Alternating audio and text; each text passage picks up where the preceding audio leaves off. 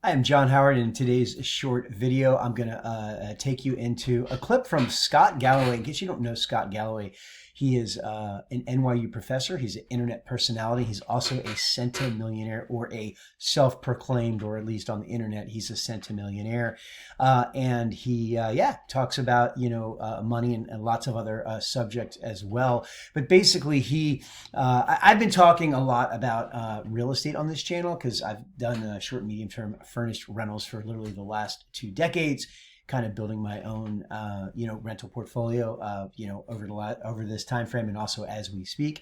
So he actually talks about on the My First Million. I found a clip that's a very short clip because his podcast was over an hour long, where he talks about, hey, if he was going to do it all over again, he would literally just do single family real estate. One thing about him is he actually does talk about, getting your income up. But my whole thing is with short and medium term furnished rentals, you actually can earn pretty noticeably good income from it.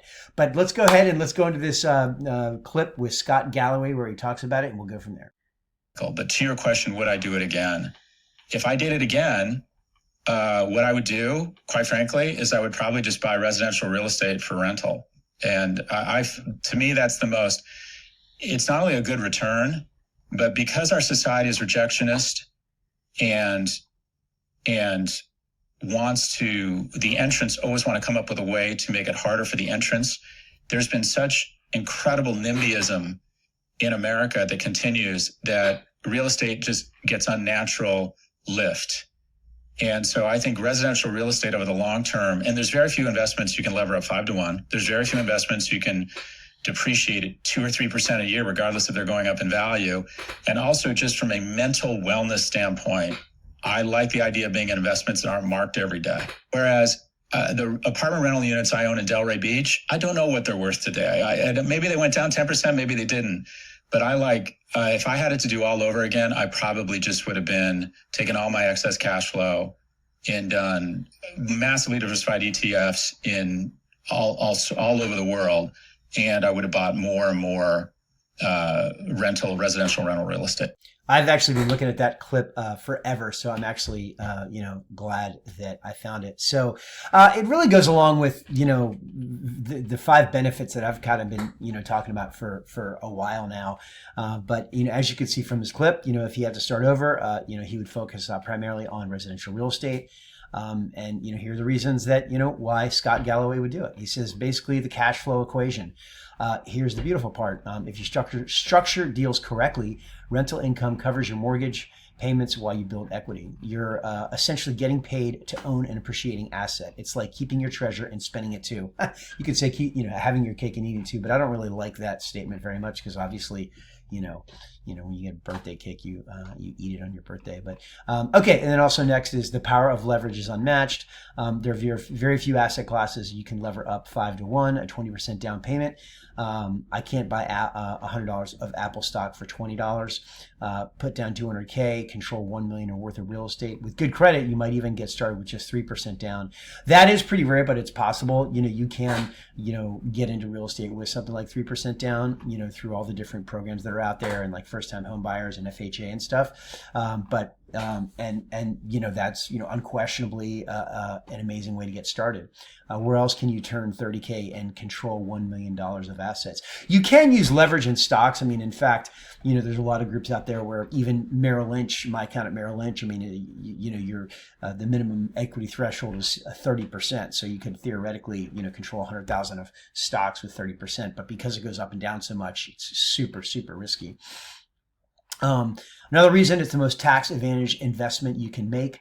Galloway calls real estate the most tax advantage investment available in the U.S. Think about it. Depreciation deductions, Section 179, accelerated depreciation, 1031 exchanges, and step-up basis provisions. No other asset class offers this level of tax benefits while building long-term wealth. Yeah, he's talking about basically step-up benefits.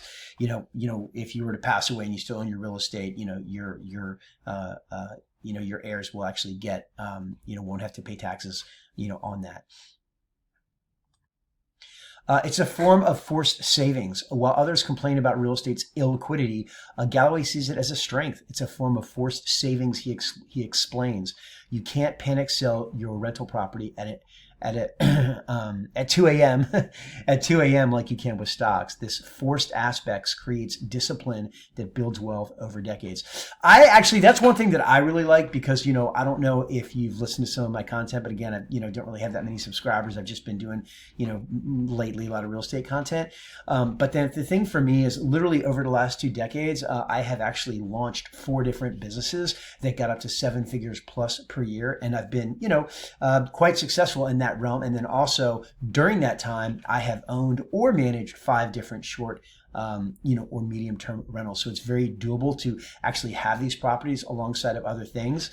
The fact is that life can get messy. Business can get messy. It's very expensive to exist. I live here in Southern California. And the fact that you're paying, that amount of money, something like whatever, $1,000 down per property, and you have all this rental income, I shouldn't say all this, but even whatever rental income is coming in, you are, forcing savings in that way. Even if you are, kind of feeling like you have a bad month or you're not feeling like, super flush with cash, you are at least forcing savings. And I think in this day and age, that's really important. I mean, if you think about the amount of, people with $1 million liquid or $1 million in assets, it's only like 6 million. It's only like literally 2% of the population that actually has $1 million of assets. So it's very wise to consider ways to build wealth and force savings for yourself because, with the liquidity of stock investments, it can be very tempting to kind of access that through cash, through margin or selling stocks. So why this matters now more than ever, right? In an era of market volatility and inflation concerns, real estate offers predictable cash flow, tangible asset ownership, multiple exit strategies, hedge against inflation, generational wealth transfer opportunities. The Galloway approach: start smart. Before diving in, focus on increasing your income to qualify for better financing. My point with that's one thing I don't like about his information, because if you have a lot of money, great, but there's people that really don't have a lot of money, but you can still get into real estate investing, and you can do that with short and medium term rentals. Yes, you will have to find partners to co-invest with you, but you can do that. Some of the best, most cutting edge hosts right now are earning about 20% cash on cash returns with premium short term rentals. Building your credit score for optimal leverage, learning the fundamentals before making moves. The bottom line: Scott Galloway didn't become a centimillionaire by accident. When a centimillionaire says he'd focus on real estate, if he had to do it all over again, it's worth paying attention to. Real estate isn't just about buying a property. It's about leveraging tax advantages, forced appreciation, and cash flow to build lasting wealth.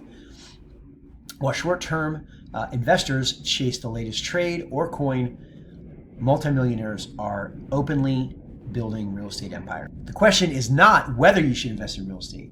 It's how quickly can you get started. Everybody, hopefully you enjoyed that clip and that information about Scott Galloway. In case you couldn't tell, I have been talking certainly for the last many pieces of content about real estate because I have a lot of experience with it. If you liked that video, you can give it a like. You could also consider subscribing to the channel. If you are interested in getting started in real estate, I have something called the SMTR Launch Kit. Very, very basic thing that you can buy. You'll see links in the description. You'll also see my email address. I also, as you go through it, I have very basic and again, very inexpensive email coaching. If you'd like to maybe talk to an expert, somebody that's a little bit further ahead of you, if you want to learn about short and medium term furnished rentals. Other than that, thank you very much and have a great one.